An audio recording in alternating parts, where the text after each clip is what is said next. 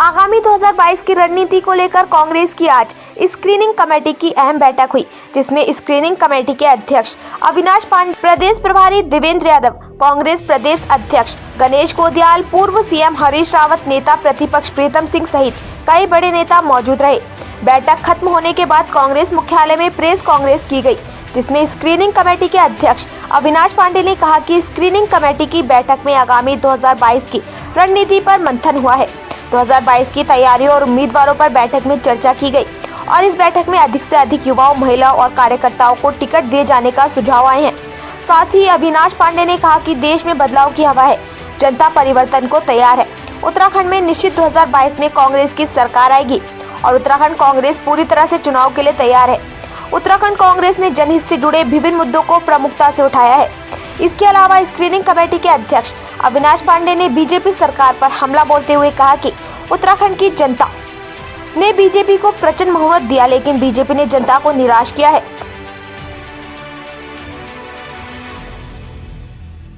दुर्भाग्य है कि पिछले 4-4.5 साल जिस भारतीय जनता पार्टी की सरकार को इस देश प्रदेश की जनता ने बहुत विश्वास के साथ, बहुमत के साथ चुनकर दिया, इस पूरे कार्यकाल में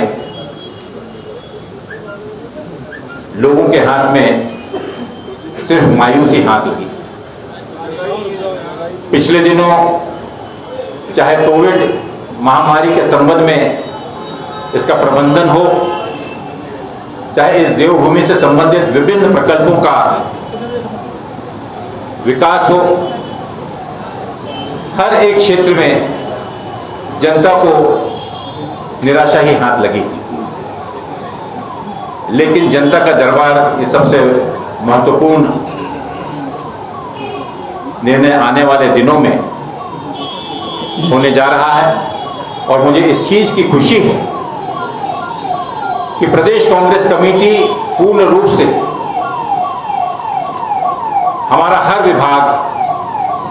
हर जिला और कांग्रेस के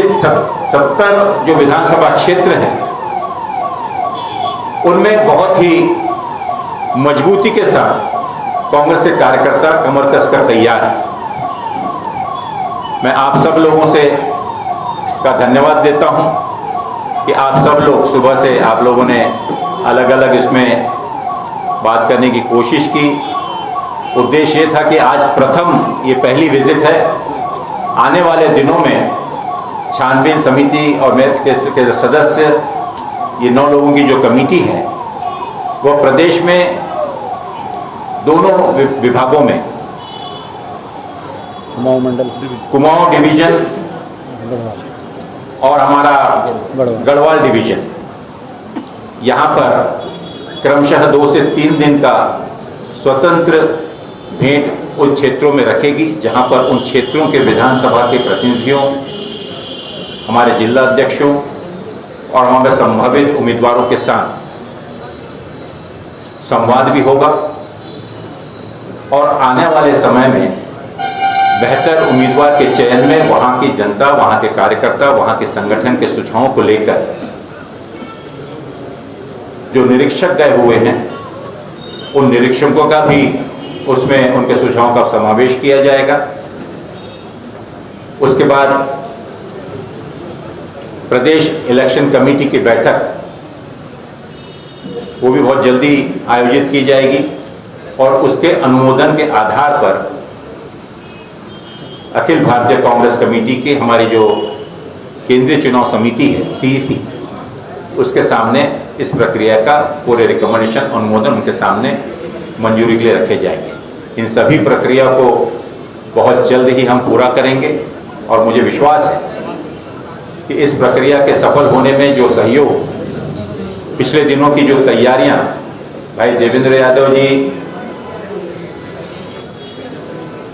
के मार्गदर्शन में, उनके नेतृत्व में जो की गई है, पूरे संगठन में एक बल मिला है, लड़ने की ताकत मिली है और निश्चित ही इसके सकारात्मक परिणाम